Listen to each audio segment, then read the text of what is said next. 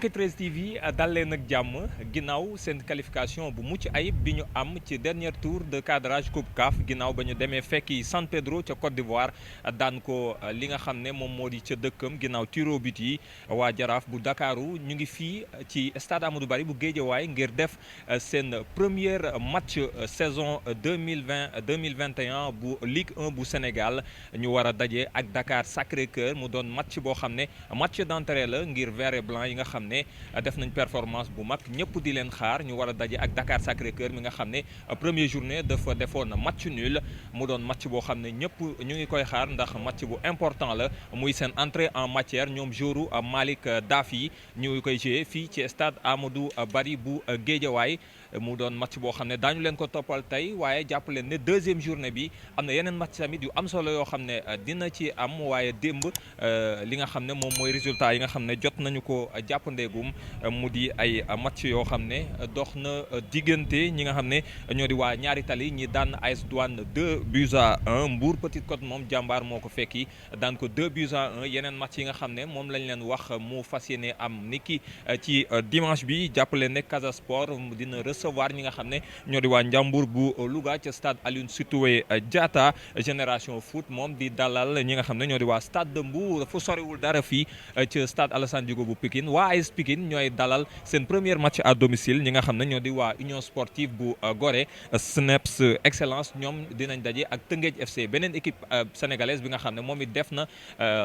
li nga xam ne lu rëy la daal di qualifié ci li nga xam ne mooy phase de poule Ligue des champions bu Afrique Dakar Sacré-Cœur Jaraaf mooy match bi ñu leen di dégtal tey mu ngoog ñu daal di leen wax rek ngeen topp ñu suivre leen li nga xam ne moom mooy li tukkee ci match bi ak lépp li nga xam ne daal na ci àddu ak li nga xam ne moom mooy réaction yi dara du leen ci rëcc ci 13 TV.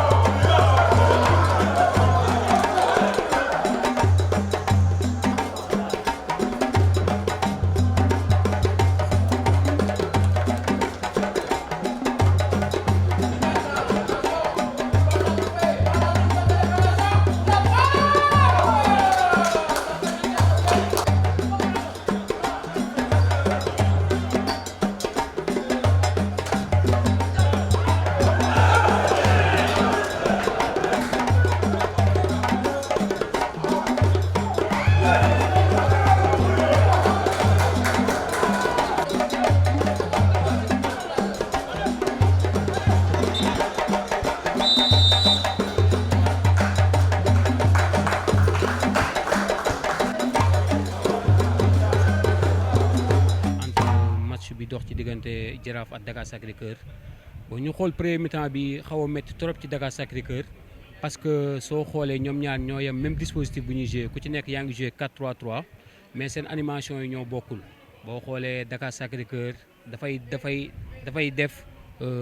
kii repli défensif heure bu Jaraaf yoree bal bi ci zone de préparation am daf koy dem yóbbu ko ci zone de possession soo ko dem ci zone de finition moo tax occasion yu Jaraaf yi bari. soo xoolee aussi au niveau du défense bu Dakar Sacré-Cœur le bloc est très distendu boo xoolee occasion yi bari na trop entre latéral bi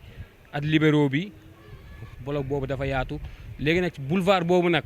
fa la waa Jaraaf di profité pour di mën a jaar foofu pour di créer seen occasion parce que tey boo xoolee premier 45 yi Dakar Sacré-Cœur benn occasion la am benn occasion rek la am lenn nag moo ci nekk mooy que ñu jéem a jouer direct c'est-à-dire ñu bàyyi attaque placée bi ñuy jéem a jouer ñu jéem a jouer direct parce que Jaraaf seen taxawaay dafa baax.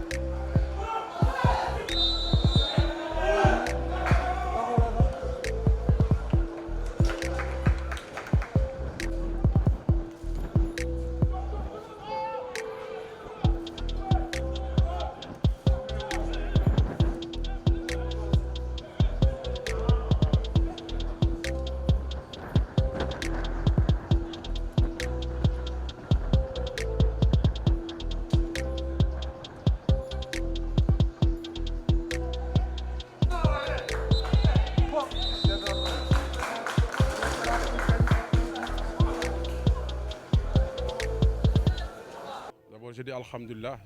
On savait déjà qu'on allait avoir un match difficile parce que jouer contre Dakar Sacré-Cœur, ce n'est jamais facile. C'est un bon centre de formation et puis c'est une équipe depuis quelques années quand même qui arrive à être parmi les 4 premiers, donc il est constant. Bon, c'est vrai qu'on a tourné l'effectif et d'ailleurs, si je peux dire que c'est depuis qu'on a commencé, c'est notre meilleur match dans le contenu parce que vraiment nous avons bien joué. Surtout en première période où vraiment il y avait de très bonnes choses, des bonnes séquences, une bonne maîtrise collective et puis un jeu très cohérent. On a créé un nombre incalculable d'occasions de but, mais malheureusement, on est resté sur 1-0. Ce qui a rendu même le match un peu difficile.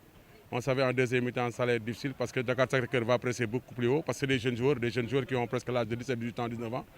Ils ont beaucoup d'activités, beaucoup d'efforts. Ils nous ont pressés, ils nous ont empêchés de faire les premières lances. On est obligé de jouer un peu plus long. Ce qu'on a fait et jouer sur le deuxième ballon, on l'a fait. C'est pas mieux parce qu'on a quand même moins d'occasions, mais on a géré, on a gagné. Malgré le voyage, malgré le match il y a 3 jours, c'était l'essentiel, c'était de gagner, on l'a fait. Merci.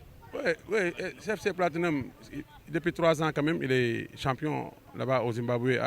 C'est une bonne équipe quand même, mais pour le moment, c'est le championnat qui est déjà là. Moi, c'est le championnat qui prépare le match de cadrage. Le plus important, qu'on reste concentré, rester dans cette dynamique de victoire, dans cette constance, hein, après apporter les correctifs nécessaires pour être mieux avant ce match, Inch'Allah. Je pense que nous sommes effectivement, nous comprendre effectivement pourquoi Jaraaf qualifié. Parce que quand même, ça a été une belle équipe. Et vraiment agréable, joueuse, agressive, vraiment, avec beaucoup de principes. Je pense que ça a été un bon match face à Sacré-Cœur également aussi, quand même, qui est une jeune équipe, bien sûr, mais joueuse également aussi. Et je pense que donc c'était un bon match parce que c'est deux équipes qui jouent au ballon. Am na ñu nga xam ne du ñëw championnat bi mais peut-être fa ñuy toog la ñuy toog rek peut-être daal di xalab ne championnat bi baaxul mais ñi nga xam ne ñi ngi ñëw seetaan match yi je pense que ñi ngi seetaan match yi du neex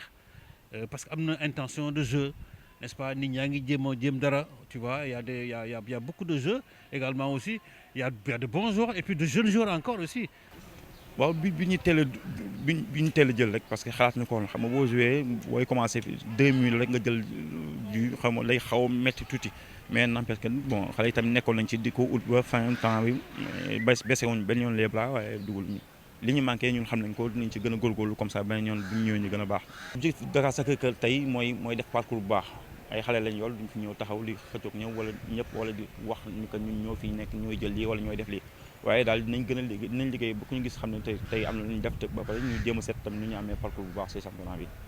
Jaraaf de Dakar ratawul entrée ci saison 2020-2021 bu Ligue 1 bu Sénégal ndax dafa gagné premier match bi nga xam ne disputé na ko ñi nga xam ne ñoo di waa Dakar Sacré-Cœur 1-0 match bu plaisant la woon bu neex la boo xam ne en tout cas ñi amoon chance seetaan ko journalistes yi ak officiels yi daan nañu jël plaisir ak ñaari entraîneurs yi dégg ngeen ko match bu neex boo xam ne teewee nañ ko fii ci stade Amadou Barry bu Guédiawaye muy bonne entrée en matière bu Jaraaf bi nga xam ne jóge na ci qualification ci tour de cadrage ni ma leen ko waxee woon ci njëlbeen gi ci li nga xam ne moo di coupe CAF ak ni ñu ko war a préparer dégg ngeen Malick Daaf li mu ci wax nee na dañuy def focus ci li nga xam ne mooy championnat bi